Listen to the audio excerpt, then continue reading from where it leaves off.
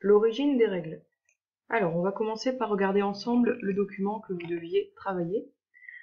Et on va commencer par un petit peu d'anatomie. Donc, si on regarde ici l'anatomie de l'appareil reproducteur féminin, je vous rappelle qu'ici se trouve le vagin, ici l'utérus, la trompe de Fallope et enfin l'ovaire.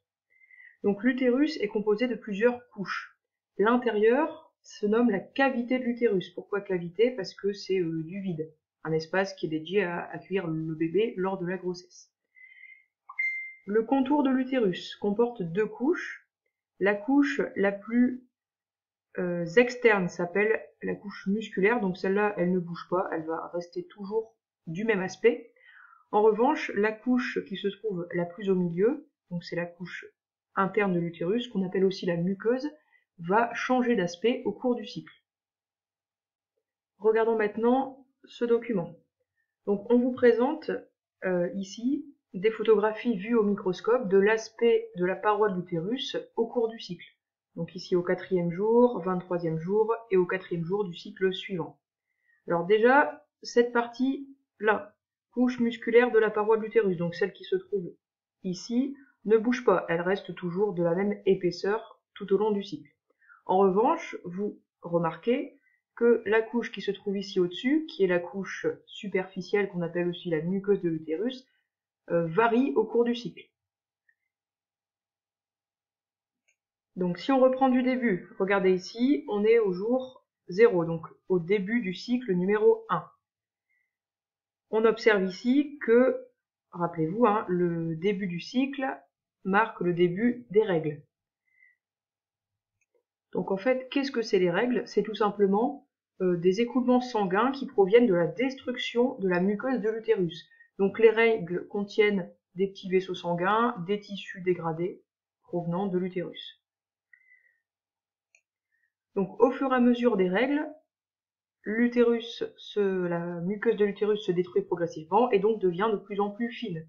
Quand on est ici au 6e jour, donc à la fin des règles, on observe que la muqueuse de l'utérus est fine. Son épaisseur est assez réduite. Puis du 6e jour au 28e jour, ici, c'est-à-dire jusqu'à la fin du cycle, la muqueuse va progressivement se reconstruire, donc elle va devenir de plus en plus épaisse. Donc par exemple ici sur les photos vues au microscope, on voit qu'entre le 4e jour, c'est-à-dire vers la fin des règles, où la muqueuse est assez fine, et vers le 23e jour, il y a eu une évolution. Ici, hop, la muqueuse s'est épaissie. Alors vous allez me dire, pourquoi la muqueuse ne resterait pas toujours de la même épaisseur? Pourquoi il y a besoin d'avoir régulièrement, hop, destruction, reconstruction, destruction, reconstruction, etc. Eh bien, rappelez-vous, si on regarde ici, au 14e jour, qu'est-ce qui se passe en parallèle, cette fois-ci, dans l'ovaire? C'est l'ovulation, donc un ovule est expulsé par l'ovaire dans la trompe de Fallope.